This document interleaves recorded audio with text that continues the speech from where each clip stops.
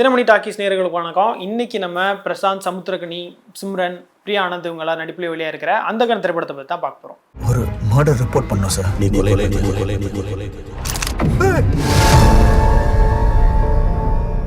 அந்தகன் படத்தோட ஒன்லைன் என்ன அப்படின்னு பார்த்தோம் அப்படின்னா, கண்டிப்பாக அது முக்கால்வாசி பேருக்கு தெரிஞ்சிருக்கும். ஏன்னா அந்த படம் அவ்வளோ டிலேக்கு அப்புறம் ரிலீஸ் ஆயிருக்கு. இந்த ஹிந்தி படம் அந்தாதுனோட ரீமேக் தான் அந்த படம்.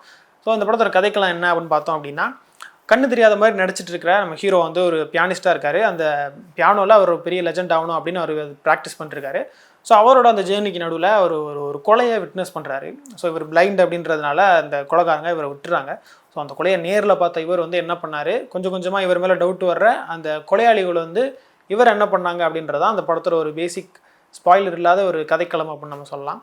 ஒரு ரொம்ப பெரிய பிரேக்குக்கு அப்புறம், ரொம்ப பெரிய டிலேக்கு அப்புறம் திருப்பி ஹீரோவாக என்ட்ராக இருக்கிற நம்ம பிரசாந்த் வந்து கண்டிப்பாக அந்த படம் ஒரு கம்பேக்காக இருக்கும் அப்படின்னு சொல்லலாம். ஏன்னா அவர் ரொம்பவே பிரமாதமாக நடிச்சிருக்காரு அந்த படத்தில். அவருக்கு தான் நிறையா ஸ்பேஸும் இருக்குது, நடிக்க வேண்டிய ஒரு ஸ்பேஸ் இருக்குது அப்படின்னு சொல்லலாம். என்னென்னா அவர் தான் வந்து கண்ணு தெரியாத மாதிரி நடிக்கணும், அப்புறம் கண்ணு தெரிகிற மாதிரி நடிக்கணும், அதுக்கப்புறம் பயப்படுற மாதிரி நடிக்கணும், அழுகிற மாதிரி நடிக்கணும். ஸோ இது எல்லாமே எல்லா வகையான பாவங்களும் அவர் கொடுத்து அது அவர் ரொம்பவே அழகாக டெலிவர் பண்ணியிருக்காரு அப்படின்னு சொல்லலாம்.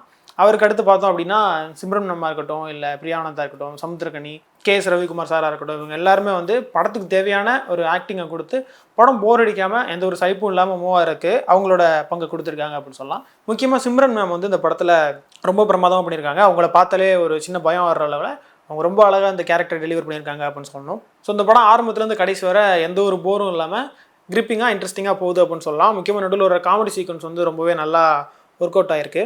ஊர்வசி மேம், யோகி பாபு காம்போவாக இருக்கட்டும், இல்லை சமுத்திரக்கனி, வனிதா காம்போவாக இருக்கட்டும், ரொம்பவே அழகாக படத்தில் எல்லா இடத்துலையும் ஒர்க் அவுட் ஆகிருக்கு அப்படின்னு சொல்லலாம். இந்த படத்தில் வந்து கரெக்டாக கேரக்டருக்கு பொருந்தி போகிற ஆள் யார் அப்படின்னு பார்த்தோம் அப்படின்னா சிம்ரன் மேமும் சமுத்திரக்கனி தான் அப்படின்னு தோணுது. ஏன்னா அவங்க ரெண்டு பேரும் சம்ஹவ் கரெக்டாக அந்த கேரக்டருக்கு ஃபிட்டான மாதிரி இருந்துச்சு. அவங்க லுக்கும் சரி, அவங்களோட நடிப்பும் சரி, ரொம்பவே அழகாக அந்த கேரக்டரில் பொருந்தி போயிருக்காங்க. இந்த படத்தில் சின்னதாக நெருடலாக இருக்கிற விஷயம் என்ன அப்படின்னு பார்த்தோம் அப்படின்னா, இந்த படம் அந்தாதுனோட ரீமேக் தான். ஆனாலும் அப்படியே அச்சசராமல் அப்படியே அதே படம் மாதிரியே இருக்கும். இருந்தாலுமே வந்து ஹீரோவோட ஃபஸ்ட்டு சீக்வன்ஸாக இருக்கட்டும், இல்லை ஒரு ஹீரோயினை மீட் பண்ணி அவங்க ரெண்டு பேருக்கு ஏற்படுற அந்த நெருக்கத்தில் இந்த கெமிஸ்ட்ரியாக இருக்கட்டும், அது எல்லாமே வந்து இந்த படத்தில் கொஞ்சம் மிஸ் ஆகுது அப்படின்னு சொல்லலாம். ஆனால் அது கதையை எந்த விதத்துலையும் தொந்தரவு பண்ணலன்னாலுமே கூட, ஏற்கனவே நீங்கள் அந்தாதுன் படம் பார்த்துருந்தீங்க அப்படின்னா கண்டிப்பாக அந்த ஒரு டிஃப்ரென்ஸ், அந்த ஒரு உறுத்தல் கண்டிப்பாக உங்களுக்கு இருக்கும். இன்னொரு சின்ன விஷயம் என்ன அப்படின்னு பார்த்தோம் அப்படின்னா, இந்த படத்தில் வந்து ஹீரோ வந்து ஒரு மியூசிஷியனில், ஸோ அந்த படத்தில் மியூசிக் வந்து ஒரு தனித்துவம் பெற்ற இசையாக இருந்திருக்கணும். ஆனால் அப்படி இல்லைன்றது ஒரு சின்ன ஏமாற்றம். என்னென்னா படத்தில் வர பாடல்களாக இருக்கட்டும், இல்லை பின்னணி இசையாக இருக்கட்டும், எந்த வகையிலையும் ஒரு யூனிக்காக இடம்பெறாதது நம்ம ஒரு சின்ன நெருடல் அப்படின்னு நம்ம சொல்லலாம். ஏன்னா அந்த படத்தில் ஒரு சீனில் வந்து ஹீரோவோட அந்த மியூசிஷியன் திறமையை பார்த்து எல்லோரும் பாராட்டுவாங்க. ஒரு சின்ன பாட்டு வரும், அந்த சீக்வன்ஸுக்கு அப்புறம் எல்லோரும் பாராட்டுவாங்க. நம்மளுக்கு என்ன தோணும் அப்படின்னா, இந்த பாட்டுக்கு எவ்வளோ பாராட்டுறாங்க அப்படின்ற மாதிரி ஒரு சின்ன ஒரு ஃபீல் கிடைக்கும். ஸோ அதை தவிர்க்க முடியாத ஒரு ஃபீலிங் நான் சொல்லலாம். சினிமோட்டோகிராஃபி, எடிட்டிங், இவங்க ரெண்டு பேருமே வந்து படம் போர் அடிக்காமல் போகிறதுக்கு அவங்களால என்னென்ன பண்ண முடியுமோ எல்லா எஃபர்ட்டையும் போட்டு கொடுத்துருக்காங்க அப்படின்னு சொல்லணும். மொத்தத்தில் அந்தகன் திரைப்படம் வந்து ஒரு இன்ட்ரெஸ்டிங்கான ஸ்டோரியோட, நல்ல காமெடி சீக்வன்ஸோட கண்டிப்பாக தியேட்டரில் போய் நம்ம என்ஜாய் பண்ணுற ஒரு பேக்காக இருக்குது அப்படின்னு சொல்லலாம்.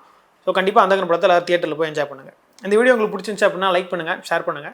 நீங்கள் படம் பார்த்துருந்தீங்கன்னா உங்களுக்கு பிடிக்காத விஷயங்களுக்கு கீழே கமெண்ட் பண்ணுங்கள். தினமணி சேனலை சப்ஸ்கிரைப் பண்ணுங்கள்.